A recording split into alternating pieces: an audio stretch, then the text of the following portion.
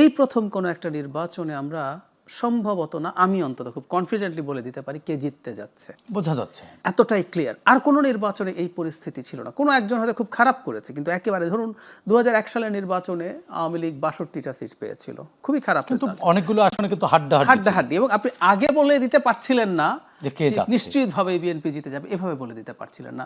Even 2008 সালে এটা to some extent একটা রিগড নির্বাচন, এটা অন্য ফর্মে কারচুপি হয়েছে, বিএনপি খুবই খারাপ রেজাল্টও দেয়া হয়েছে তাকে, কিন্তু জনগণ বুঝতে পারে, কিন্তু আগে বোঝা যায়নি যে এটা এই পরিস্থিতি হতে পারে। এই প্রথম আমরা এইভাবে বলতে পারছি। সো এই পয়েন্ট অফ ভিউতে তাহলে বোঝাই গেল যে জামাত কেমন করতে পারে, যেমন এবং তার নেতৃত্বাধীন দল।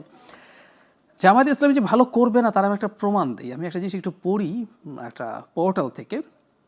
কিছুদিন আগে জামাত ইসলামী তার দল নিয়ে জনাব তারেক রহমানের সাথে বৈঠকে গিয়েছিলেন।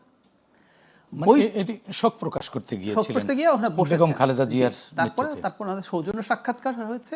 বেরোনোর পর, সৌজন্য সাক্ষাতের পর বেরিয়ে জামাতের আমির কিছু কথা বলেছেন যেগুলো রাজনৈতিক। হ্যাঁ, আমি একটু এই কথাগুলো পড়ি, তাহলে বোঝা যাবে জামাত উনি মানে আমির স্বয়ং যখন বলছেন, উনি কি বলছেন। ওনারা বলছেন, আজকে এই নিয়ে আমরা আলাপ আলোচনা করেছি, আমরা এটাও বলেছি প্রিয় দেশের স্বার্থে অতীতে আমরা একসাথে কাজ করেছি, আগামীতেও দেশের স্বার্থে ইনশাল্লাহ একসাথে কাজ করবো। আচ্ছা, তারপর বলছেন তারেক রহমান সহ বিএনপি সবাই একই আকাঙ্ক্ষা ব্যক্ত করেছেন। এরপরের জায়গাটা খুব ইম্পর্টেন্ট। আমরা বলেছি যে 5টা বৎসরের জন্য জাতির স্থিতিশীলতার স্বার্থে একটা সুন্দর পরিবেশ ফিরিয়ে আনার স্বার্থে আমরা সবাই মিলেমিশে ভালো কোনো চিন্তা করতে পারি কি না, সেটাও আমাদের চিন্তা করা দরকার, একটা চিন্তার স্থিতিশীলতার জন্য। আমি খেয়াল করেন, শেষে বলছেন, আমরা এটাও বলেছি নির্বাচনের পর সরকার গঠনের আগেই আমরা বসবো, খোলা মনে কথা বলবো, জাতির জন্য আমরা চিন্তা করব, জাতির জন্য সিদ্ধান্ত নেব। তো নির্বাচনের পর সরকার গঠনের আগে আবার বসবেন বলছেন, স্থিতিশীলতার জন্য 5 বছরের জন্য কিছু করতে পারি কি না, একটা গ্যাপ আছে। তার মানেটা হচ্ছে, আমি এখন খোলাখুলি যদি বলে, আমি যেটা পড়ে বুঝি, উনি এটা বার্তাও দিতে চেয়েছেন, আবার সরাসরি বলে ফেলতে চাননি, সেটা হচ্ছে একটা জাতীয় সরকার বিএনপি তৈরি করবে অনেক দিন থেকে। এটা ইভেন শেখ হাসিনার সময় থেকে, 2022 সাল থেকেই তাদের একটা এক ধরনের প্রস্তাবনা আছে। আমি আমিরের এই বক্তব্য পড়ে আমার মনে হচ্ছে তিনি জাতীয় সরকারে যেতে চান।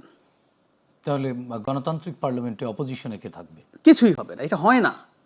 উনি যেটা চাইছেন, এই আলাপ কেউ কেউ করার চেষ্টা করছে, আমি এটাকে শুরু থেকে খুব স্ট্রংলি নেগেট করি, যেটা হয় না বাংলাদেশ। তার মানে জাহিদ ভাই, যদি ওনার বক্তব্যে এটি আউটকাম হয় তাহলে নির্বাচনের কি দরকার? একদম একদম তাই।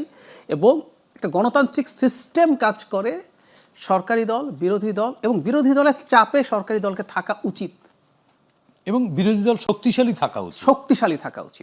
যেমন 14 সালের পরে আমরা পার্লামেন্টে কিন্তু বিরোধী দল দেখেছি, আমরা বের করতে পারিনি যে কে বিরোধী দল কে সরকারি দল। তার চেয়ে জরুরি কথা এই যে আপনি আগে ভাগে বলে দিতে পারছেন মোটামুটি, তার মানে কি পরাজয় এক প্রকার, এক ধরনের পরাজয় মেনে নেয়? আমি তাই দেখছি।